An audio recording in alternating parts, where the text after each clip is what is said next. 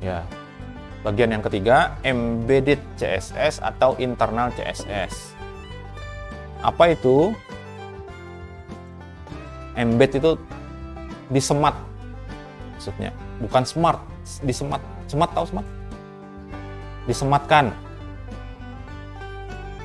Gimana ya? Ditempelkan lah bahasa mudahnya, ya. Nah, letak pendefinisian CSS-nya ada di mana, ya? Ini biasa juga disebut internal CSS. Kodenya diletakkan pada bagian head dari halaman HTML, di bagian heading, ya. Definisi CSS-nya ditulis dalam tag style dan slash style, di situ posisinya, ya. Nah, ini menggunakan nama selektor, bisa tag HTML atau namanya dibuat sendiri. Selektornya bebas, mau pakai kelas, mau pakai ID, terserah. Tapi tidak bisa kalau selain itu, kalau dia bukan tag HTML. Jadi misalnya bukan kelas, bukan ID, ngasih nama aja langsung tebal kayak gitu aja misalnya, atau miring misalnya gitu, itu nggak bisa, yang nggak berlaku, ya. Definisinya dibuatkan di atas, kemudian dipanggil di halaman HTML. Tadi sudah saya contohkan di bagian awal tadi, ya. Sesuai kebutuhan. Nah, propertinya dari setiap selektor diletakkan di antara kurung kurawal buka dan tutup. Kita nyebutnya kurung kurawal buka dan tutup itu begin dan end.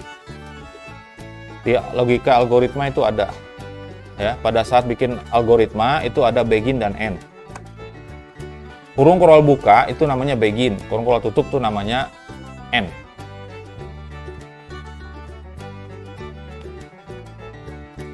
Ini contoh ya. Struktur posisi dan pemanggilan CSS-nya. Posisinya untuk definisi CSS itu diletakkan di dalam tag head.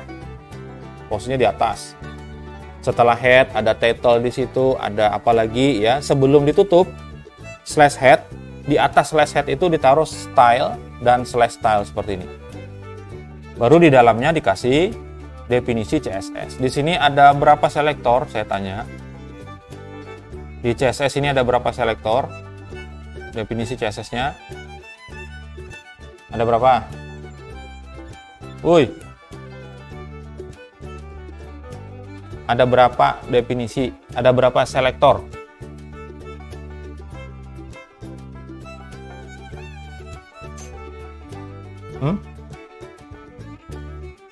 Berapa?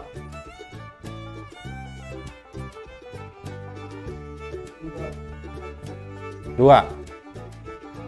Iya, salah. Ada berapa?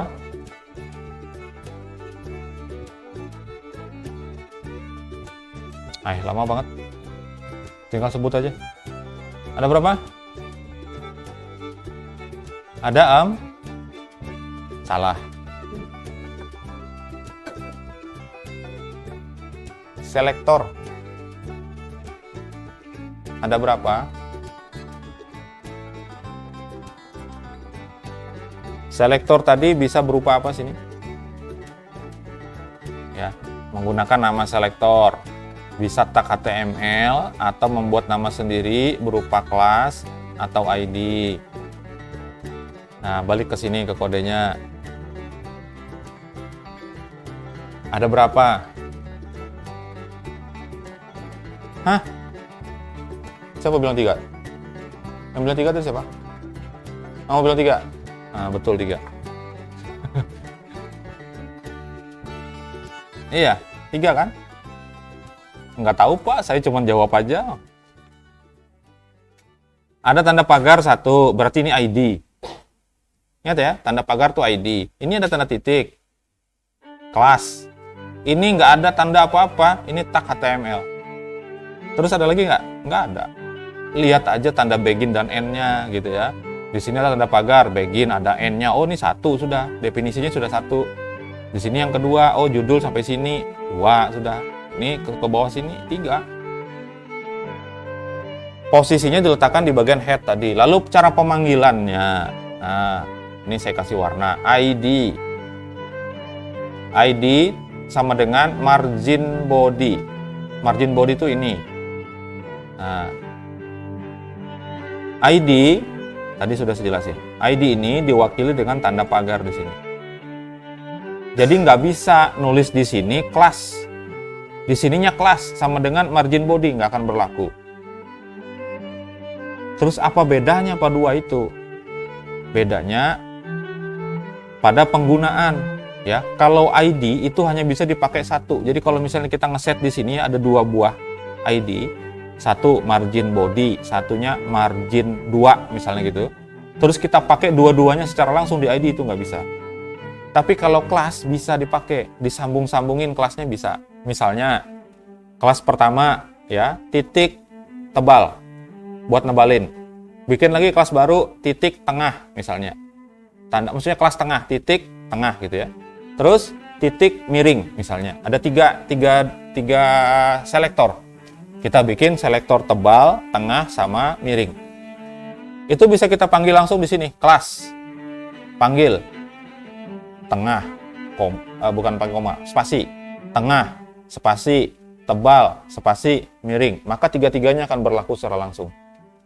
Nah, kalau kita mau hemat bisa ditulis seperti itu, tinggal manggil. Gitu ya. Nah, kelas juga sama. Kalau di sininya kelas, ya pasti rujukannya ke yang ada tanda titik. Seperti itu. Kemudian yang ini, yang saya bilang tadi, tidak perlu di set apa-apa. P, gitu aja.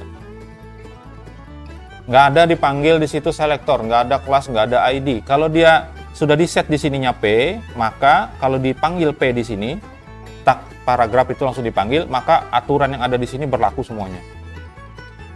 Otomatis saja itu, nggak perlu dipanggil-panggil lagi. Paddingnya otomatis 20, transformnya otomatis begitu. Ya. Kalau panggil lagi di bawahnya ada P lagi, maka ikut aturan yang sama dia.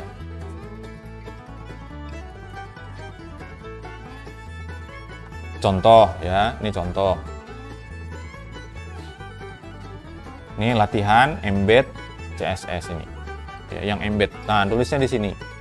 Ada title di antara head ini, di dalam sini ya. Sebelum ditutup, ini definisinya. Nih sampai ke sini ya. Panggilannya gimana? Body ID sama dengan area, karena di sini tanda pagar. Area dipanggil. Kemudian kelas title, di sini ada title karena pakai tanda titik. Kelas. Kemudian ada P di sini. P diatur seperti ini. Ya. Teks lainnya center. Jadi huruf yang ada di tengah nih, teksnya akan diratakan tengah. Border radiusnya 50 px, berarti agak lengkung banget itu. Terus di sini ada 3 aturan yang diberlakukan untuk transformnya, untuk tag P, ya, yaitu di rotate minus 20 derajat dan di skew 10 derajat. Skew itu apa? Dimiringin gitu. Ini kan lurus gini ya. Siku nih. Skew tuh kayak gini, miring kayak gini, ditarik berapa derajat, jadi seperti jajaran genjang. Terus scale-nya 2.0. 2.0 ini scale-nya dirubah, dibesarin jadi 2 kali lipat aturannya. Semua yang nanti menggunakan tanda P, tag P ya. Contohnya sudah lihat ya. Latihan embed.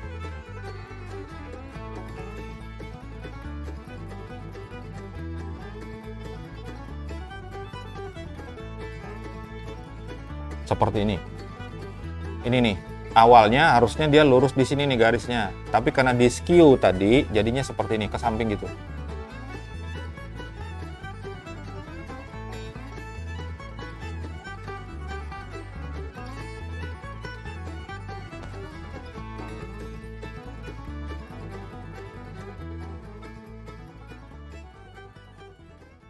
Dirubah dulu ya.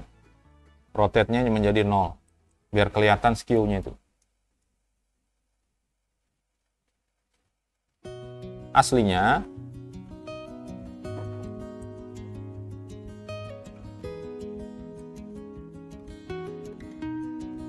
hilang dia kalau di 0, karena kalau diskalakan 0 itu berarti sama dengan nggak ada. Kalau skala 1 ya 1. Aslinya seperti ini. Aslinya. Ya. Terus dibesarin jadi 2, di-scalekan 2, jadi besar. Terus derajatnya dirubah, misalnya jadi 20 derajat kemiringannya, seperti itu. atau dinolkan dulu, tapi skew-nya aja. Misalnya di sini jadi 40 derajat skew-nya ya. Seperti ini skew. Jadi dipaksa yang awalnya kayak gini jadi kayak gini atau kayak gini, tergantung nanti minusnya ya atau positifnya.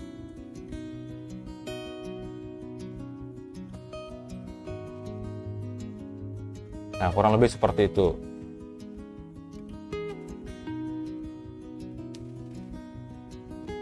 Yang lain kalau mau dirubah silahkan diutak-atik.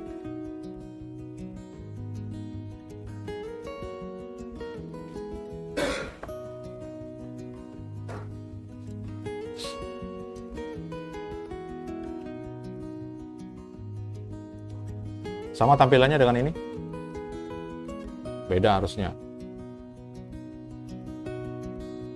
Kecuali nyobain punya saya tadi, ya.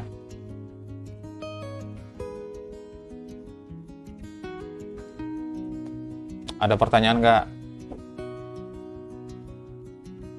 Jadi kalau inline tadi dia nggak ada cara memanggil selektor, nggak ada pakai ID, pakai kelas ya. Sekarang sudah pakai ID, pakai kelas, ya seperti ini.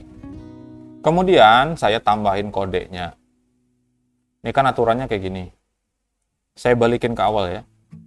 Nah, minus 20 degree, kemudian skew-nya 10, lalu scale-nya 2. Terus di sini ada P1 ya. Nah, saya mau bikin lagi. Di sini saya tambahkan break.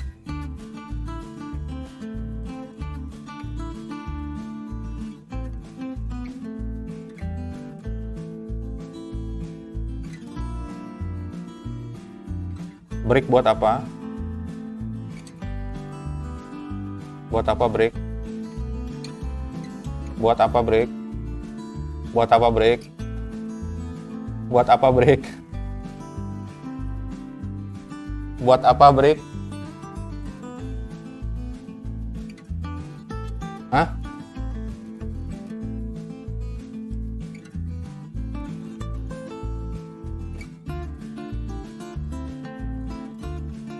Ya, saya tambahkan di situ ada objek baru ya.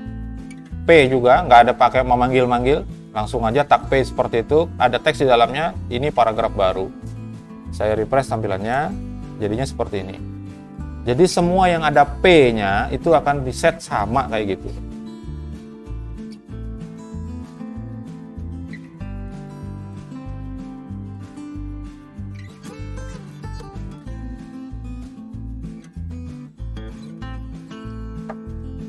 Ada pertanyaan nggak? Kalau inline tadi harus ngeset manual satu persatu. Nah, kalau ini enggak. Ya. Karena yang P tadi sudah di-set di atas, ya. Kita langsung bisa pakai P itu untuk objek yang lain, sama aturannya. Ya, itu keuntungannya kalau menggunakan selektor, ya. Selektor itu berlaku di embed CSS dan eksternal CSS. Contoh 2. Embed CSS yang kedua ya.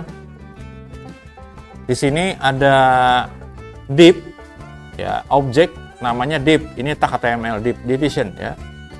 Ya, di sini diatur lebarnya 100 px, tingginya juga 100 px. Lalu background color-nya red, positionnya relatif dan seterusnya. Kemudian di sini ada animation name ya, karena bikin animasi. Di sini ada geser kotak, nama dari animasinya dimasukkan di sini. Ya. Durasinya 4 second, 4 detik ya. Kemudian animation iteration count-nya itu sebanyak 3 kali. Jadi dia akan muter 3 kali, setelah itu stop.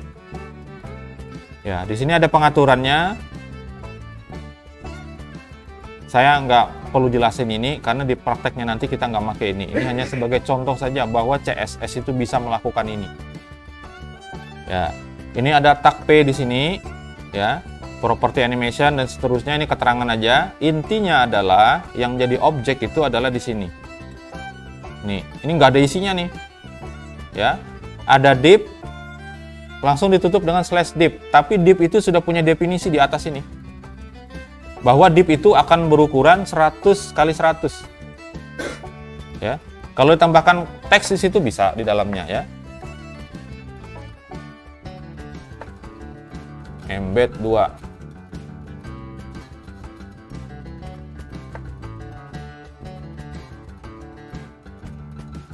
Tampilannya seperti itu animasi sudah mulai ya. Nah, akan diputar sebanyak 3 kali tadi ya. Ada animation iteration count-nya 3 kali. Setelah 3 dia stop. Nah, seperti itu dia berhenti. Jadi tidak ada teks sama sekali ya, tapi dia terbentuk objeknya. Kenapa? Karena di div sini sudah di set 100 px. Nah, jadi di sini ada div ya. Ada div seperti ini, dia sudah tahu ukurannya sekian. Kalau saya tambahin teks, coba aja tambahin teks di sini. Nah, di dalamnya di antara div dan slash div ya.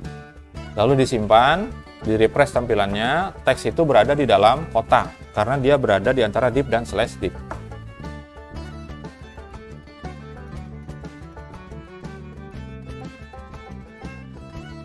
Warnanya mau dirubah Pak? Silahkan dirubah sendiri. Rubahnya di sini nih, ada background nih. Backgroundnya ada red, yellow, blue, green. Kasih aja warnanya bahandang, bahijau, babi lem.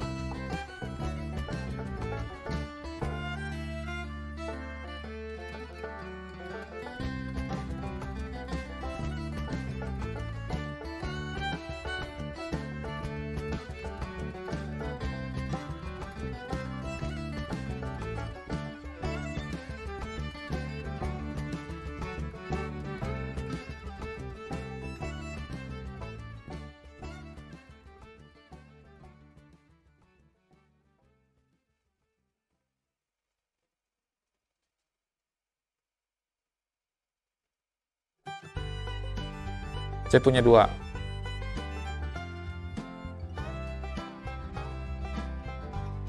Tambah aja div di atas. Div 1.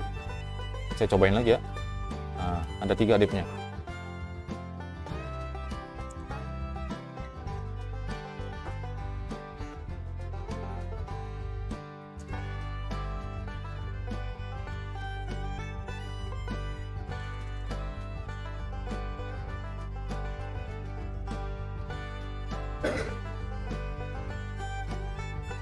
Pernah ketemu website yang kalau kursornya digeser itu ada yang ikut? Pernah nggak? Ada yang bunga-bunga lah, ada yang kayak rantai gitu, roda, titik-titik, ada. Pernah? Bisa tuh pakai CSS, dibantu dengan JavaScript bisa.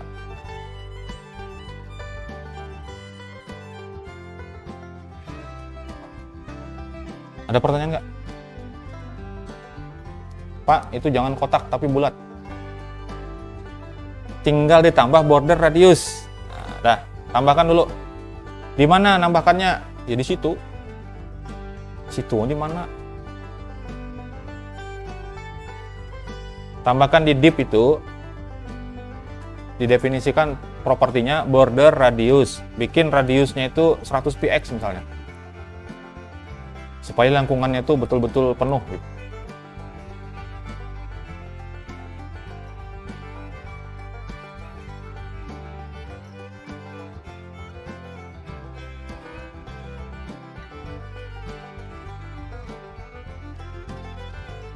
Sudah bulat?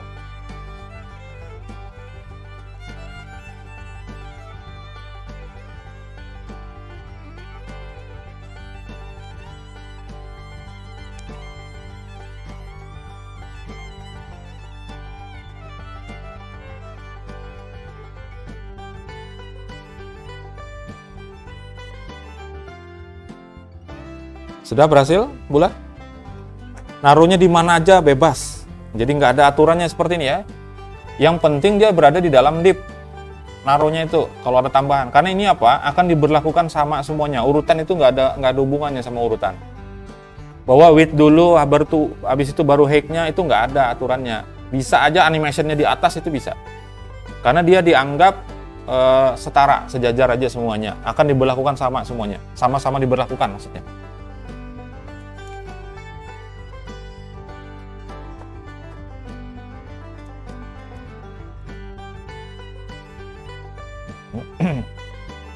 Bebas saja naruhnya ya, mau di mana terserah aja. Border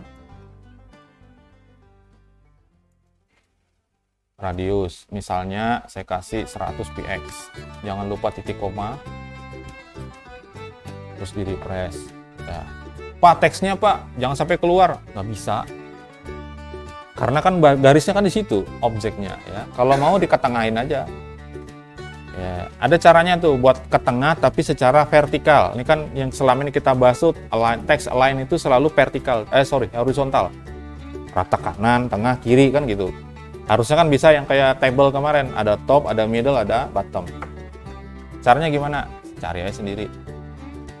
Masa disuapin semua?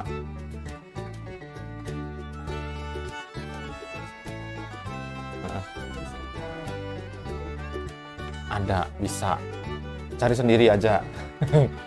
Cari sendiri ya. Ada, bisa. Jadi dia melingkar kayak gini bisa. Bahkan kalau kalian mau cari ya, saya sayangnya nggak connect internet. Saya tunjukin. Ada animasi kupu-kupu, ya kupu-kupunya terbang, ngepak sayap, pakai CSS doang.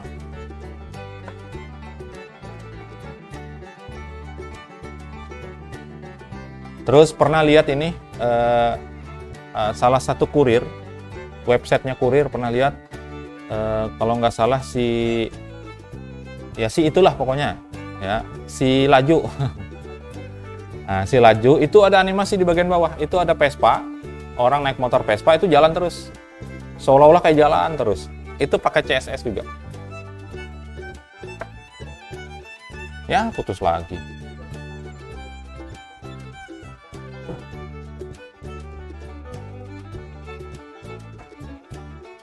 Saya coba ini aja. Yes, bisa.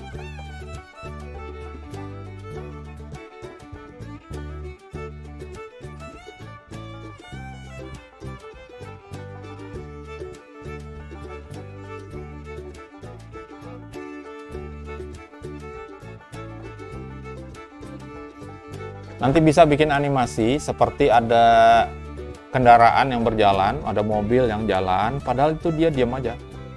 Ya. Cuman bannya itu dianimasikan berputar. Ya kayak tadi modelnya. Ya, dianimasikan berputar. Terus yang diputar lagi adalah gambar backgroundnya. Yang saya bilang tadi.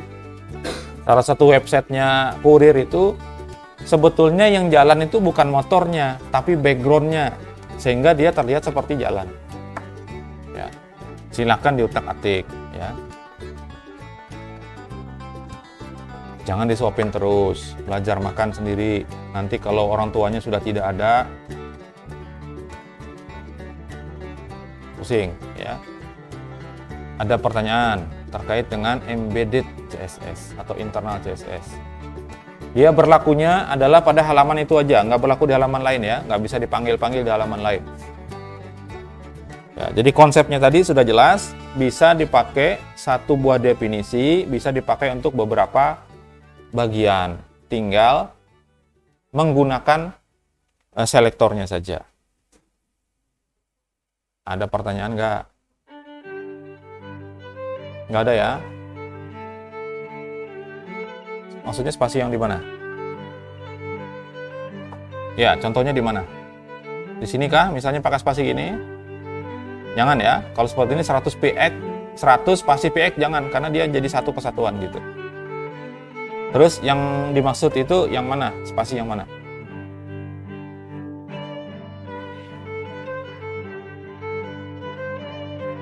Style, title, yang mana ini? Ini. Oh, kodenya jauh ini. Maksudnya gini. Bentar dulu, saya masih belum paham. Oke ya. Yang di dalam sini. Sini. Di sini. Di sini maksudnya jauh. Slash-nya ini. Ininya jauh. Dikasih spasi gini. Coba lihat warnanya ya. Beda ya. Nah, coba sambung lagi. Nah. Oh, kita coba aja, kita coba. Gini ya. Saya kasih spasi 2, 1 dulu lah. Kan warnanya udah beda ya. Saya refresh tampilannya. Ini ada tulisannya animasi CSS. Di atas ya. Saya refresh. Nah, muncul kayak gini. Codingnya nggak tampil di sini, terus di sini bukan hanya animasi CSS. Artinya apa? Artinya dia dianggap belum selesai. Title ini belum selesai. Kalau ada spasi di setelah slash-nya. Terus kalau di sini gimana? Sama. Warnanya beda. Ya, jadi ini aturannya sudah baku, ditutupnya itu langsung disambung, slash langsung. Ada lagi? Terjawab kah sudah atau belum? Punyamu berhasil nggak? Yang animasi ini tadi berhasil. Kenapa berhasil?